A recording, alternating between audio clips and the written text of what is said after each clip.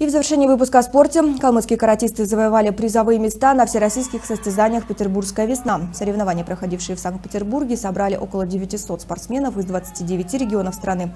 Калмыки представляли воспитанники Республиканской комплексной спортивной школы Олимпийского резерва Эльзета Маскуева, Савр Шарваев и Яков Цибулин. В результате Эльзета заняла первое место в весовой категории до 54 килограммов. Она также выполнила норматив кандидата в мастера спорта. Савр Шарваев занял первое место в весовой категории до 55 килограммов. И Яков Цибулин третье место в категории до 50 килограммов. Я перешла в новую категорию 14-15 лет, и у меня появилась такая возможность выполнить норматив кандидата в мастера спорта.